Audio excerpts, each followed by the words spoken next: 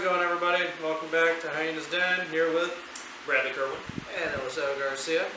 Today we're trying two beers from World War II. Which countries are we doing today? Yeah, so we're going to start off with the Italian beer, and then we have a Russian beer in store. It is non-vodka. Shocker. I know. Hashtag shocker. What is this Dane Cook 2002? Yes, yes, very much so. Jesus. She was hilarious. Oh, he was great, but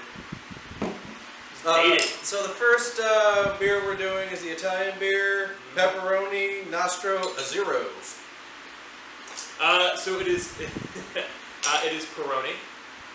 It is Nostro Azzurro. So close. But one of the, I don't know if it's a joke, but it's just kind of a funny coincidence in that in Italian, Nostro Azzurro actually stands for, it means blue ribbon, you know, award-winning, blah, blah, blah. However, his favorite beer is PBR. So the weird sojourn that my brain made was P, and then in English, BR, blue ribbon. So this is Italy's PBR. It smells like a PBR. It tastes better than a PBR, but Yeah. I mean, I love PBR. It's got a blue ribbon for a reason. And this one has a blue ribbon as well, so I guess I'm gonna like this. Yeah. So he kind of cheated in that he drank one already This is sitting at at a time, and I had not. always. This is sitting at 5.1% alcohol. Yeah. This is a wheat beer. And wheat beer. Yeah. Say wheat. Wheat wins.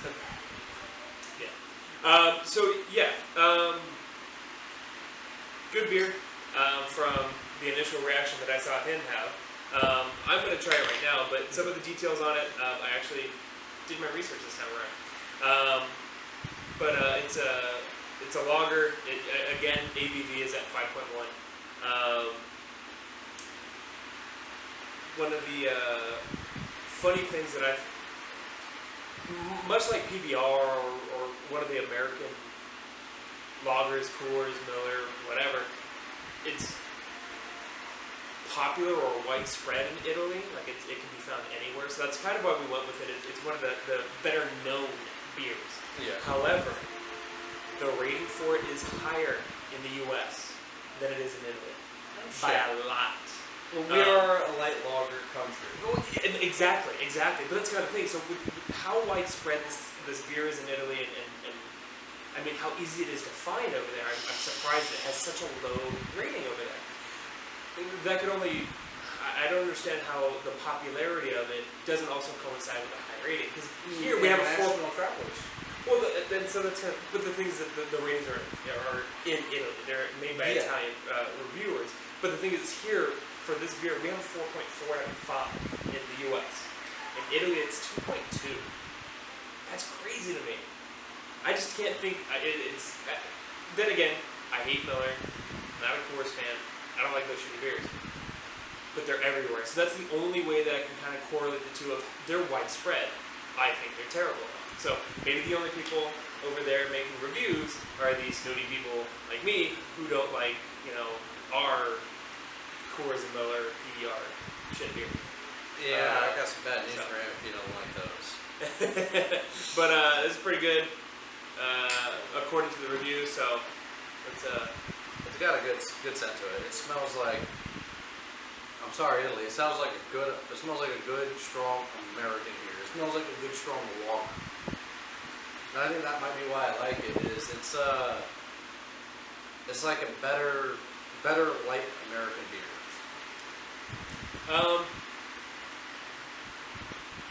Yeah. It doesn't have the taste of... It's very, very, very similar. Yeah, it doesn't have the tast of Budweiser or Miller or any of those. Where those to me are both like kind of not soury in a good way, like I like sour beers, but just kind of an off bitter kind of way, like bitter almonds kind of way. Yeah. Not cyanide. I mean, I get that feeling sometimes drinking those. You'll never drink Coors on this goddamn fucking page. It does kind of have a typical lager, that kind of a skunky smell, kind of a skunky taste to it as well. It's crisp, but then also too, like, if you take a drink and then you just kind of think about it, like, or just give it a couple of seconds, like it gets kind of malty. It doesn't have a strong malt taste to it. Not strong. That's what I'm saying. Like after a couple of seconds, like the aftertaste, it goes from bright and clear to kind of a thicker malty taste. It's good for a day like this, though. Yeah. You know, I would say yes. I don't know if just these beers aren't cold enough, or just it seems flat. Is that weird? That seems flat.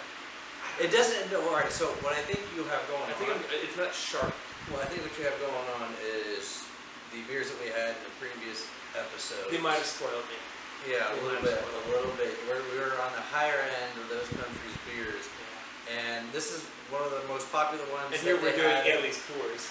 Basically. But it's the beer that they had at Bevmo, so it's again what we're going to be drinking. Yeah, but so from the descriptions and some of the research that I've done, it's done in the German style lager, warm climate, noble hops.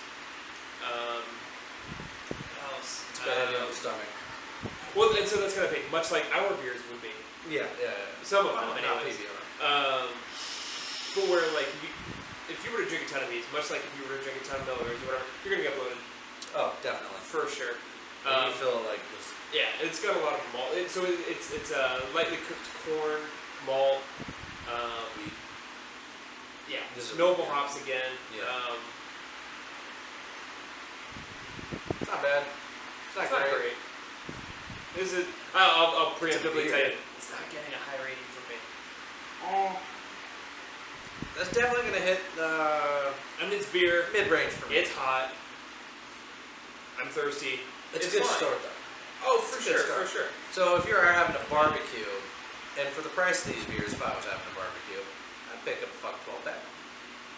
If I wanted to be, if I had my white snooty friends over, I'd definitely pick up a case of this and be like, hey, look guys, let's try Italian beers today.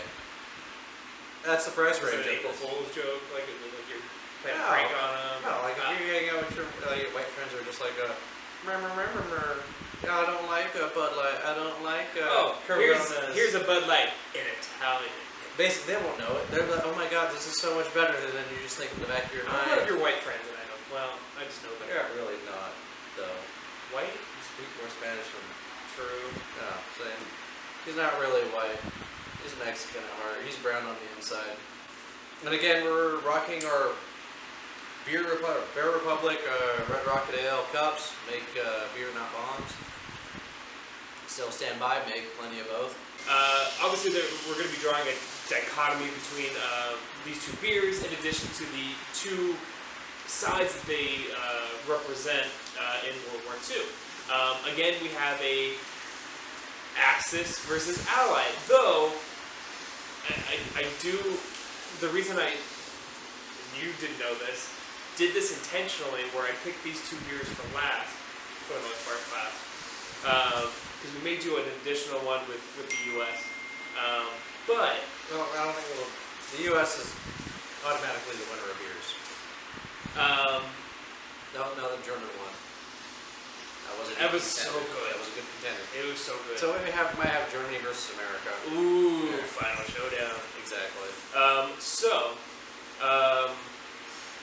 The reason why I picked these two was that while one is considered basically, one's an Axis, one's an Allied member, they both flip-flopped a No. lot. Oh yeah, definitely. Yeah. Definitely. So,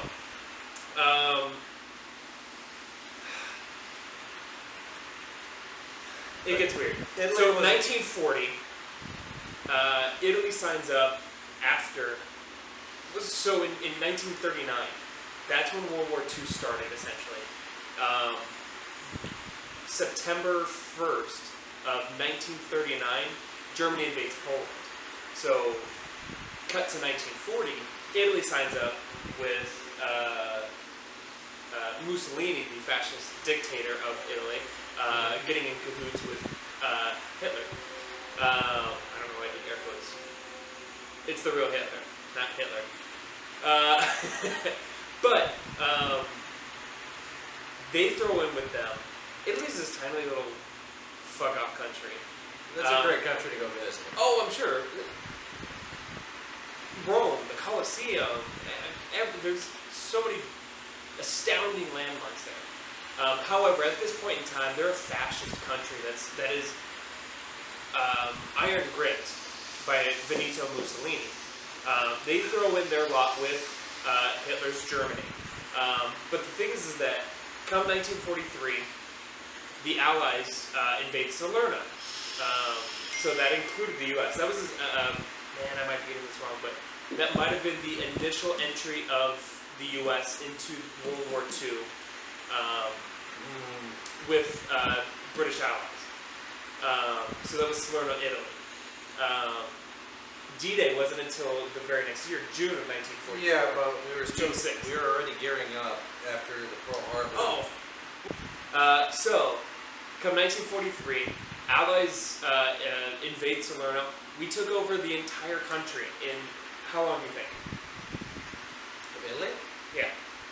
Entire country. 6 months. 39 days. Oh! Smash and grab. Oh, yeah. But here's kind of the trippy part. Well, the people fought back as well. There was a rebellion. Yeah, so there was a rebel force, and not like Star Wars. Well, yeah, so there was a resistance, absolutely. And so that's the thing, though, is that while the resistance was going, and so that's not to disparage, again, much like with the French, the resistance, absolutely lauded for their contributions and their assistance. They tried to overthrow. Their assistance when we showed up there. Remember, we showed up 5 years after the war had started. Pretty much. So, Four. Roughly. We got to Italy around that. Yeah. So we got to Italy roughly around 5 years after the war started, and when we showed up, the resistance straight up gave us a hand with everything. Like they fucking came out of the woodworks. That's why we did it in 39 days instead of 6 months. But here's the other thing. So July 1943, very beginning of July, we did the invasion of Salerno. July 25th, 1943, my birthday. Like 44 years before I would be born. Yeah. That's when, shit, I'm trying to remember. I should probably look at my notes. Oh yeah, so that's when they ended up deposing Benito Mussolini. He goes on the run. No joke, he's trying to get out of town in the back of a wagon. He had completely disguised himself. He gets stopped by like border guards. Have you seen Code Geass? We'll go after that afterwards. But he gets stopped by border guards, and they finally kind of figure out, hey, is this Benito Mussolini with a glued-on mustache? Yes. During this time, Germany still made, after we had taken over, Germany still came around and stomped around, taking as much as they could in the way of supplies and all the things that Italy had been providing them beforehand. But the day that he was found and day he was found and was executed. 6 months later, Italy signed a armistice with the Allies, saying, "Hey, we're out of it." Germany comes in, takes all their stuff. 20 months after that, after the armistice, they were assisting the Allied front. They joined back up in Germany? No, they joined back up, or they essentially joined the Allies in defeating the Axis powers. But what's trippy is... So that's not much of a flip-flop, that's more of a shitty government, and then the people saying, fuck y'all. Yeah. But here's kind of the weird part. So, he was deposed just after we invaded Salerno. It took a couple of years for them to eventually find Mussolini on the run. So it was 1945, so a full 2 years after we went into Salerno. It was 3 days, 3 to 5 days before the official surrender of the German forces, and it was 2 days before Hitler committed suicide. Huh. So shortly after Mussolini was caught, captured, and executed, Hitler did us all a favor and put a fucking bullet in his forehead. Unless you follow conspiracies, in which case... He lives in an Antarctic base in the North Pole. I guess that would be... Didn't he burn his wife? No. So she took poison. He shot himself. They both ended up in a ditch, covered in petrol, on fire. If you like comedians, Eddie Izzard. Eddie Izzard. Yeah. Hello, honey. Do you want to go on a romantic vacation? All right. How about I shoot myself, you poison yourself, and we end up in a ditch on fire. Sounds about it. Ditch. Petrol. Petrol on fire. Definitely watch that. Eddie. Yeah, Dressed to Kill. One of my... He's... I love Eddie Izzard. I can't sing his praises enough. But yeah, Italy, man. Back and forth, back and forth, back and forth. It was weird. Well, I don't think there was so much back and forth. I mean, just when you're in a small country and they wanted to get some, and when you're getting your something shit out of pushed in from two ways, they weren't though. They weren't. When the Germans showed up, they showed up after they had already agreed to. And then after we showed up, yeah, you're gonna get your shit pushed in. Yeah, you're like, we got what I like to call the Chinese finger trap. Yeah. See. So that's what we got for good old Italian beer. Yeah. Alright folks, so we have moved on to our Russian beer, Latika. You have to pronounce that one too. Latika. So if we go into a inane Russian accent. It's not a name. It's common in all 1980s action movies. Oh, definitely. Definitely. Yeah. Just be glad I didn't do like the German beer with the German accent the whole time. Though I do sound like Colonel Plank. Huh, that'd be interesting. Yeah. Hogan's Heroes. Yeah. We're too young for that. But I'm old at heart. Who doesn't have a Russian accent though? I know. Right, it's Soviet Russia. The Russian accent has you. Latika has 5.4% alcohol. Yeah. It is obviously from Russia, and it's a fucking pop tab. Dude, I know, and so to be honest, I haven't come across one of these yet. Do you know why it's a pop tab? Well, from the research you did, anything below 10% is considered a soft drink. Oh my god! And what do sodas It's Dr. have? Pepper! Maybe Latika means Dr. Pepper. No, there's no doctors in Russia. Dude, look at that. That is interesting. Because God forbid you don't have you're in Siberia. There's a bear humping your front door. You need a drink. And what if you don't have a corkscrew or a bottle opener? Don't let that stop you.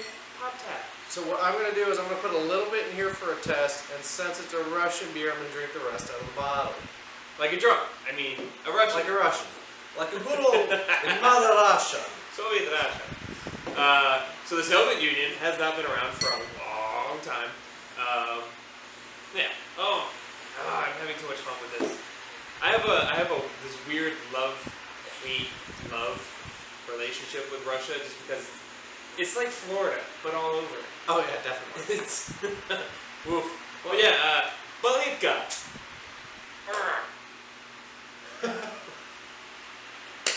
So good. Oh man. Look at this. I think I shook it a little. So let's go into some of the again the more scientific portions of the research that I did just before we get into the general mockery. Well, let's start so I can start drinking. All right. So again, it's a 5.4 ABV. So it's slightly higher than the Italian one that we just done at 5.1. I think I'm enjoying it. I'm gonna do half here, half there. So color-wise, very clear, light. It resembles pretty much any American beer. I am seeing a lot of carbonation, a lot of bubbles. Small little bubbles, a lot of them. I mean, just again, that soft drink joke comes to mind. But yeah, it's very soda-like, highly carbonated. Yeah, and a lot of American beers or beers that are lightly carbonated, you're going to see big fat bubbles and less of them. Here, kind of not. So let's give it a good old sniff test, and that thing will definitely make your eye twitch a little bit. It's got a strong scent to it, especially compared to the other one. Yeah. This smells like somebody made it in their bathtub. Alright, let's see if it tastes like bathtub gin. It has no real taste to it to me. To me, it's tastes kind of like a cider, like a sparkling Holy crap. cider. Yeah. We read a bunch of reviews, and again, Why? It is so strong to the nose, but taste-wise, there's not much to it. This is like another PBR, in my opinion. This would be more of a Bud Light compared to PBR. This would be a Bud Light, which you say difference isn't much. I'm confused here. My This is the opposite of sensory overload. This is I'm getting a lot of nose, but no mouth. I feel like it's we read the reviews of the beer. Oh, we're going over those. And they had a lot of strong reviews. So you expected something, but you're not really getting it. I mean, definitely it's piss colored. It's carbonated. Yeah. To all hell, but this is probably what they give their kids on New Year's. It's a little right. It's kind of champagne light. Yeah. I could definitely feel. I could feel the alcohol more than I. This is gonna give us a headache. Yeah, oh, definitely. I wonder. Like I can taste the headache coming Just right there. Interesting. Okay, so very strong smell. In that it's very skunky. Flavor-wise, it's I don't know. It's not. There is flavor to it. It's just it smells like rotten vegetables. Welcome to hops. Fermentation. No, right. So beers have different scents to them. True. This doesn't smell like bourbon. This damn near it. Yeah, if you've ever left some vegetables in the sink during the summer, and maybe this is like a Russian IPA. Yeah, it doesn't have an IPA scent to it. I mean, it's different from the bottom. Yeah. Oh, is it even stronger there? It's more rotten. Yeah, I don't know if it's just it's Russian glass for you.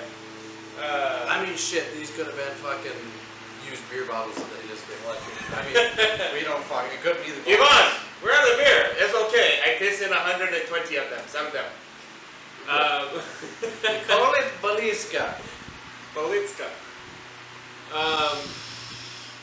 It's really light tasting. It's almost, man, I kind of wish we had saved that soft drink joke, but it's very much like that. But even like a Coke or a Dr. Pepper or something like that, I mean, that has like a strong flavor, and this is light, thin. This is like a Sprite. Yeah. But after it's been sitting for like an hour. This is the Russian Sprite. But then again, we are not close to 0 degrees Celsius. Oh, we're getting there. Review-wise, here it's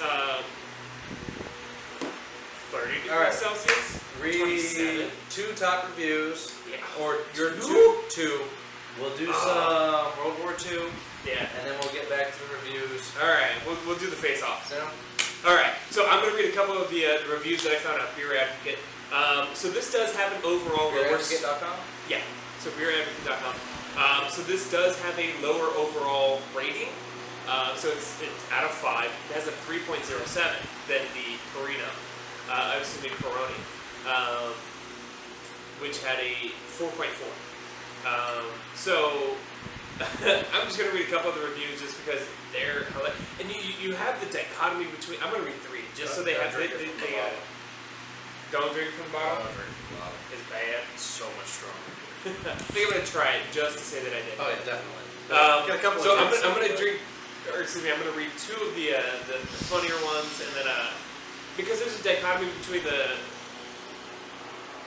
ones that are hilarious and the people who kind of take it in my opinion, too seriously, which just says that they're professional and we're not. I don't think it said they're professional. I think that they're anal retentive. They know more than we do. In some of these reviews, they go about it in much the way that a sommelier would, talking about the nose, bouquet, etc. But here's a couple of the funny ones. Or I'll mix the 2. So the first one, this beer has a stink that can put you off. It really makes you smell like you've been drinking all day after just one pint. And this is 16 ounces, so I'm pretty sure that counts. However, it is a smooth and crisp beer to drink and surprisingly refreshing. I have found it is really enjoyable and served as close to 0 degrees Celsius as possible without freezing. I think at that point you're just getting a brain freeze. I've never gotten brain freeze from a beer. No brain, no freeze. Hey. Wow, wow. So here's one of the more refined reviews, which give it a 2.61. So 500 milliliter bottle, 5.4 ABV, bottled on February 8th, 2011, a whole 8 years ago. Chances are that's when these were too. The beer poured a translucent medium gold with a generous bubbly white head. The aroma was grainy malt, bread, and some weak floral hops. The mouthfeel, fucking hate that word. I understand that it has a place, time, and it equates to, you know, sommeliers, etc. It just makes it sound like a douche. Dry. Yeah, the mouthfeel is crisp, medium-bodied, no. With medium carbonation, high carbonation, in my opinion. The flavor is grainy malt, some sweetness, vegetables, and a decent bitter finish. Yeah, malty. I'll give that. Like how Colt 45 is malty. So Hispanic though. if I was a straight up Ivan in America and they had these next to the fucking Colt 45s, Cobras, and Mickeys for the same price, for a taste of home, I'd get it. But for the price tag that they have on it, cannot say that it's worth the bang for the buck, but you definitely feel the effects faster with this. I don't know about him personally, but I could feel it running through me a bit more than the other beers we've had. You know what? I don't know if it's just a layover from the Peroni. I mean, yeah. I don't. Oof. He drinks a lot more than I do. So you can always tell by the midpoint of our videos that I usually get a little bit more exuberant or a little louder, or just more fun generally. But yeah, I mean, I do have a nice little. I can feel it. Not a buzz yet. It's not a buzz, but you can feel the warmth. Yeah. You know why? Because you're in Siberia. Well, we're not though. Like I can feel the warmth. We're sitting in like what 90-degree weather right here. It's a warm day. Welcome to Southern California. Yeah. So, but I can feel the warmth through me.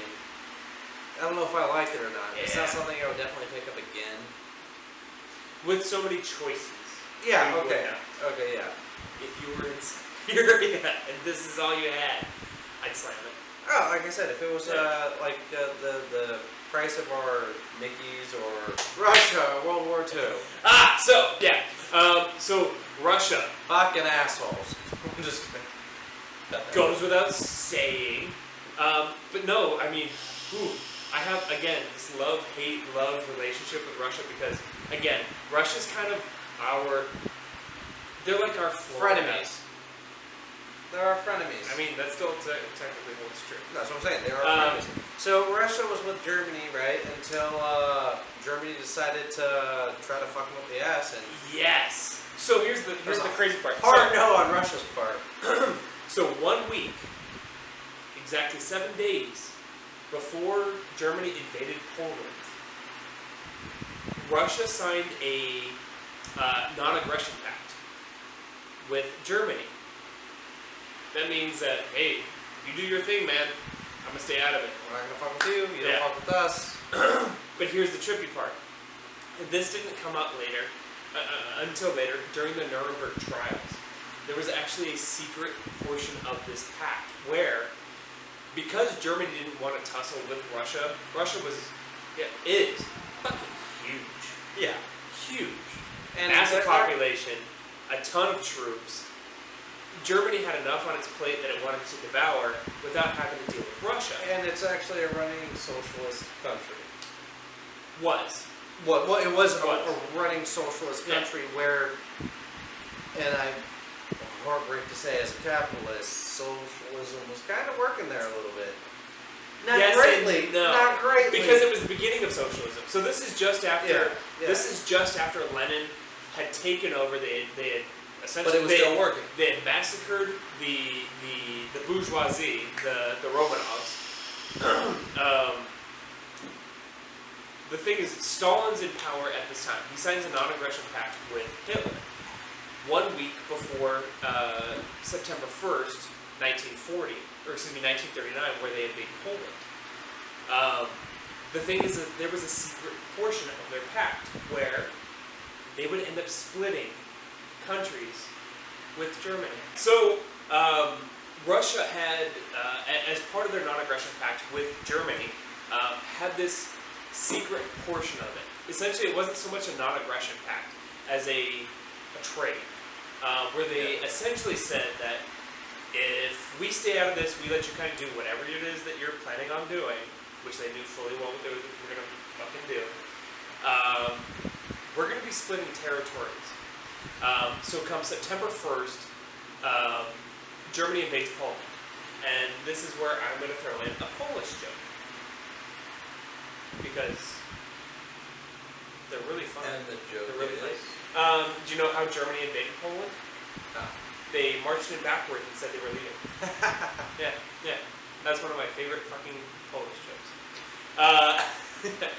We love you, Polish people. Yes.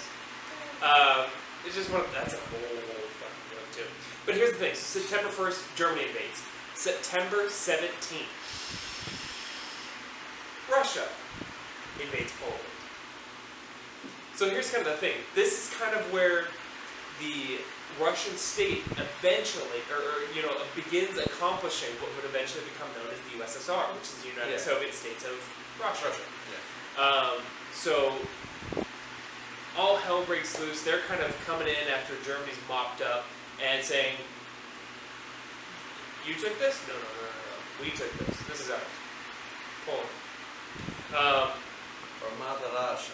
But this shit goes on forever with the German blitzkrieg, just ramrodding through Eastern Europe on through to all the way through the bombing of London. And then Russia holding it. So here's kind of the thing. So Operation Barbarossa, excuse me. This is essentially when Hitler flips the script and says, "Nah, fuck you guys. We're invading Russia. Here's what you don't do. If you've ever played Risk, you don't invade Russia. Here's what you also don't do. You don't invade during winter. I mean, Napoleon. Come on. Ever. Yeah, It's not like the mistake hasn't been made before. Yeah. So Operation Barbarossa, Germany invades Russia. Oops. Russia's like, oh! So that's how you want to play it. Clap, clap. And that's how the clapback got started, so hashtag clapback. But here's kind of the thing, though. To be fair, Germans made it pretty damn far. They pushed all the way to... and they were taking a scorched earth policy. They made it all the way to damn near Moscow. You know how close they got to Moscow? 30 kilometers. Yeah, but you could see them. It was the Russian retreat strategy of scorched earth. Yeah, so that did keep them from being able to resupply. It was winter. They were not properly supplied. Well, they for did winter. The Germans did what they do in all invasions: is they took what was there. Yeah. But the Russians already knew this from being allies with them for the short time that they were, and decided, hey, guess what? They can't take what's ours if we burn it. Yeah. So there's two attributions that you can give to Napoleon. One, he was the first to make a stupid ass mistake. No. He was Napoleon accomplished A amazing shit ton, victories. but you just don't invade Yeah. the Arctic. You leave it the fuck Read alone. up on Napoleon. He had qualms about it. He kind of didn't want to do it. But the thing is that because it was new at the time, he put it to great effectiveness. Artillery. Yeah. The second thing too is one of our more famous quotes, even though it's been true forever and all quartermasters know this: an army marches on its stomachs. His primary thing was making sure that supply lines were always strong and protected. But the thing is too is that Operation Barbarossa opened a can of worms to where again, they did get within 30 kilometers of Moscow. The thing is that the Russians didn't really pull. They didn't pull back, but they also didn't really push forward. They fortified beyond Moscow. Any time that the Germans came, they knew winter was coming, so they scorched the earth and then it starts pushed back. Winter is coming. Yeah. So they pushed back until they got to Moscow because they knew there was only one place that they had to hold, really. But you know what it cost them in the meantime? Oh, shit ton. 2 million. 1 million in military strength, 1 million in civilians. But they didn't give a fuck. It's a socialist country. Yeah.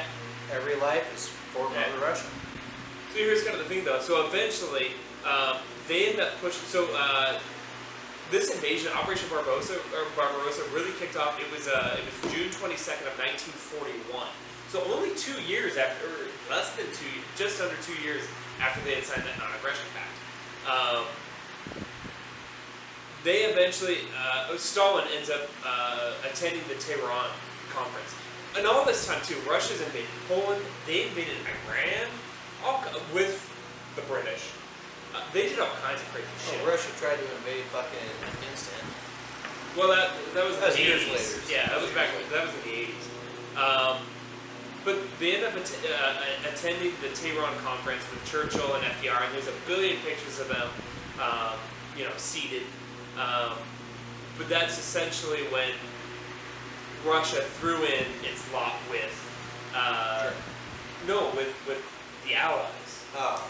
But here's kind of the thing too, though, is a lot of time during this time they assumed that the British were going to win. They didn't fight. They assumed that the British were going to win. Yeah. Against Germany. Britain is a small country, man. It's smaller than you think. Yeah, they might have owned most of the world at that time. SAS, they had feisty as fuck. Yeah, they didn't really have the SAS at that point. That's where the SAS was born. It was in World War II. Yep. So it wasn't really super established at that point. But all that to say that even with all their colonies throwing in, obviously they had so many troops from Africa. They had tons of troops from India, and they were all these specialized troop units. Yeah. But the thing is that it kind of wasn't going the way that Russia had thought it would. They eventually throw in with the Allies. Russia was a meat grinder. There is no better explanation for that. Not official, but if you're gonna the minimum Russia, amount, you bomb it from the air. You take from out orbit. You take out the entire country in one go. One potato left standing. It's not just the fact that they were socialists. Stalin didn't give a shit. He was not Lenin. While he did hold to that socialist mindset to a degree, for him, he was much more Benito Mussolini in that he was a dictator. He put his own son in prison. Oh yeah, definitely. Oh yeah. And then had him killed. He killed his own kids. Stalin was also the first person to come up with Photoshop. Yeah, he was the one that fucking photoshopped people out of his fucking pictures. Ugh. He's literally the first person to come up with Photoshop. Yeah. Which is Russian for my God. Yep. So a lot of technology that we have, you might want to. Yeah. Crazy. But here's the thing, too. Say thank you. Socialism, communism, more specifically, is great on paper. However, hold on, and young college kids' minds. Sure. They believe in this shit. And yeah. It's hilarious. But then it ends up like the end of SLC Punks, where it says you can't be punk forever. You know what I mean? You grow up. Yeah. Well, you can't be dumb forever. Yeah. Eventually, you'll grow up. Right? No, communism is great on paper. It sucks once you add the human element. Oh yeah. So here's kind of the thing. Stalin didn't give a shit. He threw everything he had at it. It eventually worked. He was the hammer. At the end of World War II, we ended up splitting Germany. Hold on. Yeah. Final notes on Russia and World War II. All right. You're kind of just. Well, that's what I'm saying. Man, Russia. I told you. We might do love, an hate, entire. love. We might do an entire episode on this so he can finish his Ah. thoughts, but We end up splitting Germany with Russia. So that's when you know the famous line from Reagan saying, "Mr. Gorbachev, tear down this wall" in the 1980s. They had been running it from 1945 up until the 80s. 85, 86. 40 years under Russian control. It was absolutely insane. But here's kind of, just to put Stalin in a little bit more perspective too, one of his famous quotes is, "One death is a tragedy. 1,000,000 deaths is 10 million? statistic. That's a statistic." Yeah. Back to the beer review now. Yeah. Thoughts? Oh, Italy wins this one hands down, and it wasn't even great. It wasn't. All right. So, what do you give the Italian PBR? That one is getting. It's getting a 5. A 5. Wow. And the Russian beer? 5. And I say 5, and it's like 50-50, because if I were at a bar and somebody were getting, I'm like, yeah, I'd drink it. But otherwise, I don't think I'd order it on purpose. The Russian beer Russian beer. is getting a 2.5. Why 2.5? Because it's bad. No flavor, no. The smell is whatever. Beer's. You remember the first time you drank a beer and it was kind of like, this is bad? Like, this smells First time so I drank great. a beer when I was 4 years old, so. No. Okay, so I drink a beer when I can remember it, and I'm like, or even like smelling a beer, and I'm like, what the fuck? What is the obsession? This is bad. This makes me relive that. Like, the smell's not good, but it's whatever. The taste is just like Sour as fuck. I got dry mouth. Oh, definitely. Bitter aftertaste. Not fun. Sour. Bad news bears. Bears because Russian. It's bad. It's lacking in taste. It's very thin. The carbonation's whatever. I don't care about that. But also, it's the dry mouth and the aftertaste. Just like I'm not happy. It doesn't make me happy. So you give a 5 to our PBR Italian brothers, 2.5 to our Russian piss beer, and I'd have to agree 5 on the Italian beer. It's PBR, Hey, but not first actual time. PBR. Right on the money. But I'm going to give a slightly higher rating at 3 points to the Russian beer. That's close enough for consensus. It's half point. it's 5.4% alcohol, and that's what gives it that It does half the point. job. Yeah, it gives it that half point bump. It'll mentally transpose you out of Siberia. Yeah. Also, this is what my 3rd beer for the night. So, Good. so for Hyenas Den, we have Italy and Russia Yeah. today. Italy and Russia, neither are They you are lived making- up to my expectations. Yeah, neither of you are definitely making it Well, into the final round. It's probably definitely going to be Germany versus America. We haven't done American beers yet, so next episode, before we start doing Maybe we should conspiracy do a channels- few, while we do conspiracy, we'll do a few American beers. Okay, yeah. So we can pick the challenger. Well, no, because they have for alien Germany. beers.